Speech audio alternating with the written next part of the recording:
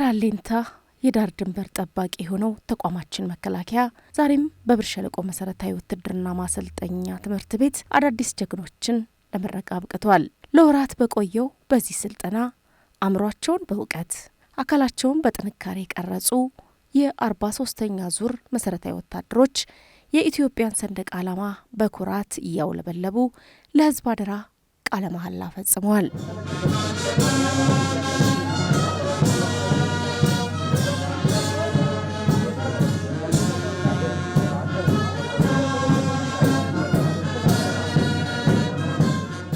በእለቱ የክብር እንግዳ ሆነው የተገኙት የትምህርትና ስልጠና ዋና መምሪያ ኃላፊ ጀነራል ይመር መኮንን ሰራዊቱ ከዘመኑ ጋር እየዘመነና የሀገርን ብሔራዊ ጥቅም ለማስጠበቅ በማንኛውም ጊዜ ዝግጁ መሆኑን አስረድተዋል።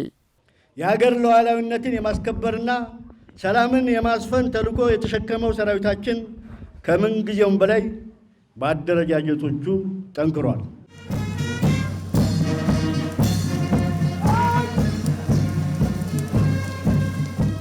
የሀገራችን ኢኮኖሚ በሚፈቅደው ልክም አዳዲስ የቴክኖሎጂ ትጥቆችን ታጥቋል። ታላቋን ኢትዮጵያ የሚመጥን ሰራዊት ሆኖ እንዲገነባ ዙሪያ መለስ ስራዎች በተቋማችን ተሰርተዋል፣ በመሰራት ላይም ይገኛሉ። መንግስትና ተቋማችን የሀገር መከላከያ ሰራዊታችንን ከወቅታዊ አገራዊና ዓለም አቀፋዊ የጸጥታና ወታደራዊ ሁኔታዎች ጋር የተጣጣመና የዘመኑ ቴክኖሎጂ ባለቤት እንዲሆን ከመስራት ባሻገር ኋላ ቀር አስተሳሰብና ወታደራዊ ሳቢዎችን ዘመኑ በሚጠይቀው ውስብስብ የግዳጅ አፈጻጸም በመተካት ላይ ይገኛል።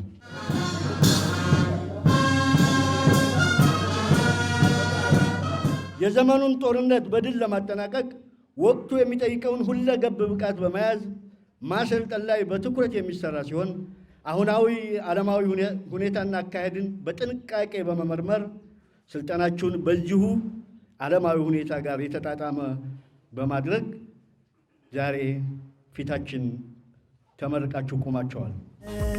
ላዊ ኢትዮጵያ ሰላም ጠባቂ ነኝ ለቃል ኪዳኔ የበረሃ ሰው ነኝ። የሰራዊታችን ውጊያ ዝግጁነት ከሚያረጋግጡና የመደበኛ ሰራዊት ባህልን ከሚያላብሱ ተቋማቶች አንዱ የመከላከያ ትምህርትና ስልጠና ዋና መምሪያ በመሆኑ የተቋሙን የማድረግ ብቃት ለማረጋገጥ በስሩ የሚገኙ ልዩ ልዩ የስልጠና ማዕከላት የተለያዩ የማሰልጠን ግዳጆችን ተቀብለው ኃይል ማዘጋጀት እና ማባዛት ተልኳቸውን በታላቅ ተቋማዊ ኃላፊነት እየተወጡ ይገኛሉ።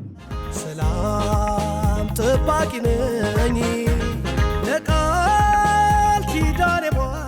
ይህ ማሰልጠኛ ትምህርት ቤት የረጅም ጊዜ የማሰልጠን ታሪክና ልምድ ያለውና በሰራዊት ግንባታ ስራችን ላይ ወታደርን በመፍጠር የአንበሳውን ድርሻ እየተጫወተ ይገኛል።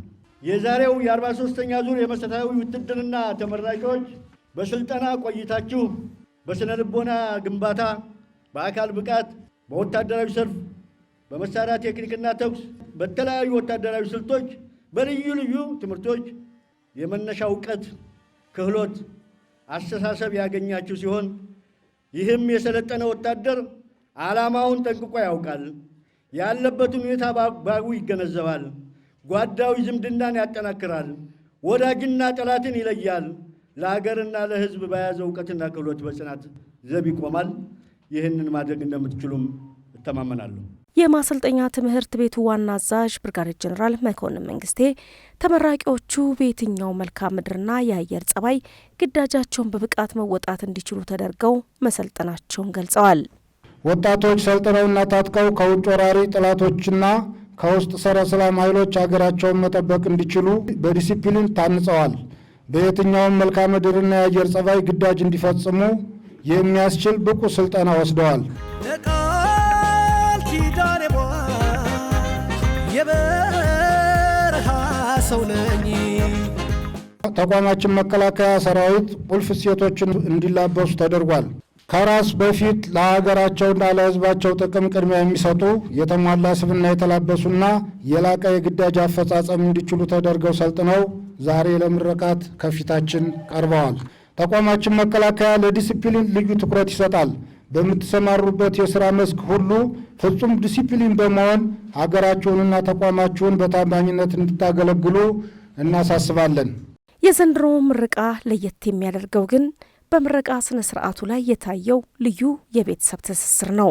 አባት በኢትዮጵያ መከላከያ ሰራዊት ውስጥ ለ28 ዓመታት በታማኝነትና በጀግንነት አገልግለዋል። እድሜያቸው ለጡረታ በመድረሱ ከአብራካቸው ለወጣ ልጃቸው የሀገር አደራና የውትድርና ሙያ በደስታ አስረክበዋል።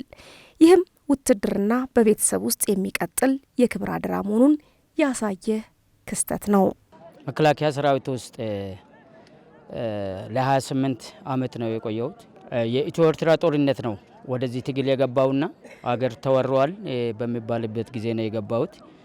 ከገባው በኋላ ደግሞ የተለያዩ ሴክተሮች ላይ የተለያዩ ቦታዎች በመንቀሳቀስ ሰርቻለሁ። ሰሜን ኢትዮጵያ፣ ምስራቅ ኢትዮጵያ አልሸባብ አገር በሚወርበት ጊዜ እነዚህ ነገሮችን ሙሉ ዙሬ አገሬን አገልግያለሁ እና ከሀገር ማገልገል በላይ የሚያስደስት ነገር የለም። ሀገር ከሌለ ማንም ሊኖር አይችልም። ነጋዴውም፣ ገበሬውም ሁሉም ሊኖር የሚችለው ሊነግድ የሚችለው ሊሰራ የሚችለው ሀገር ሲኖር ነው። አሁንም ቢሆን እንግዲህ እኔ ወደ ጡረታም እየደረስኩ ነው። ይሄ ልጄ አዲስ ዓለም ድርባ ዱሬሶ ነው የሚባለው። ቢያንስ ይሄ ልጅ ከልጅነት ጀምሮ ትምህርት ቤት በሚማርበት ጊዜም የውትድርና ፍቅር አለው። እኔ አባቴ መቼ ነው እንዳንተ ኩፍ ያለ ብሼ ሀገሬን የሚያገለግለው የሚል ሁልጊዜ ይናገራል። ያው ትምህርት ቤት ሲማሪም እንደዛ ነው። ያው ምኞቱ ተሳክቶለት ዛሬ ያው ሌንጀር ለብሷል ማለት ነው እና ያው እኔ ቀጣይ ወጪ ነኝ። ያው እሱ ደግሞ ሀገሩን ማገልገል አለበት። እኔ ከልጅነት የጀምሮ እሱ እንዳለው እመኝ ነበረ፣ ግን ገና ነው እየተባለ ከዛ በኋላ ሃይ ስኩልም ገብቼ ክላስም እስክጨርስ ድረስ ከዛ በኋላ ክላስን ጨርሰ ብትገባ ጥሩ በሙያም በምንም ለመሳተፍ እንትን ይላል ተብሎ ክላሴን ጨርሼ እና በቃ ትንሽ እናቴ ቅሬታ ነበራት። አባቴ ቆራጥ ነው እሱ በቃ የወንድ ልጅ አላማ ነው የተከተልከው፣ የመመረጥከው ሙያ ማገልገል ትችላለህ፣ ሀገርን ማገልገል የሚያክል ነገር የለም ብሎ ነው ከልጅነት ጀምሮ ሲመክረኝ የነበረው። እሷ ግን እንደ እናት መጠን እናት አንጀት እንደሚባለው ትንሽ ከብዷት ነበረ። ወደ መጨረሻ ላይ ግን ችግር የለውም የወታደር ሚስትና የወታደር ልጅ እናት መባል አይከፋኝም ሂድ በማለት እሷን በፍቃድ መጥቼ ሀገሬን ላገለግል ይኸው ዛሬ ምርቃት ነበረ ተመርቅ ያለው እላለሁ። ወታደር ላገሬ ለሰላም ዘብ ቆሜ የምሞት ለክብሬ አንገት አላስደፋም። ጀግንነት ካባቴ ታማኝነቴ ነው የሁሌ ኩራቴ።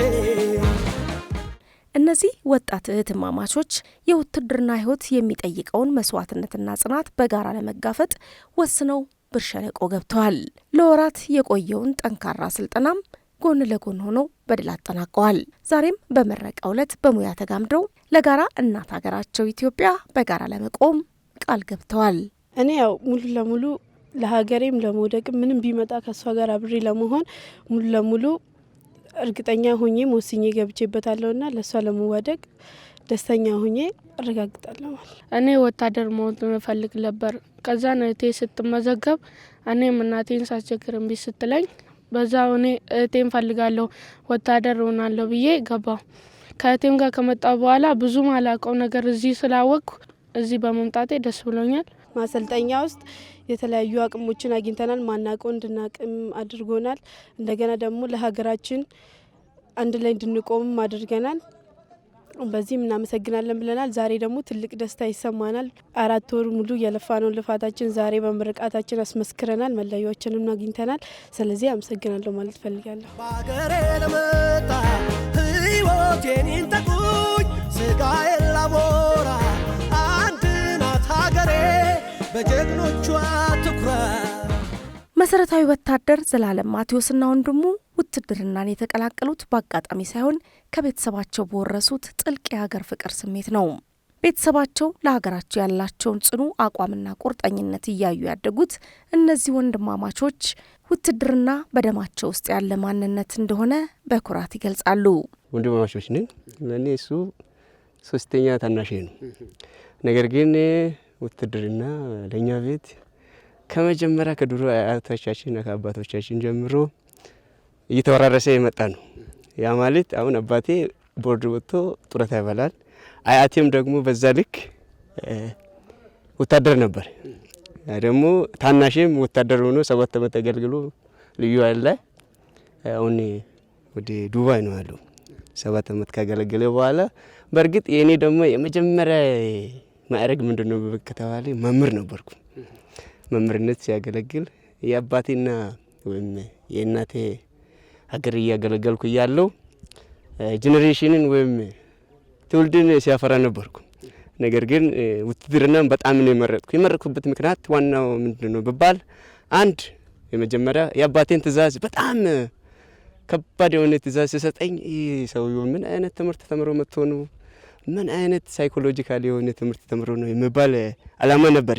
እሱ የተማረው ነገር እኔ ዲፕሎማን ከተመረኩ በኋላ በቃ እኔ ውትድርናን እቀጥላለሁ የሚል አላማ በውስጤ ነበር።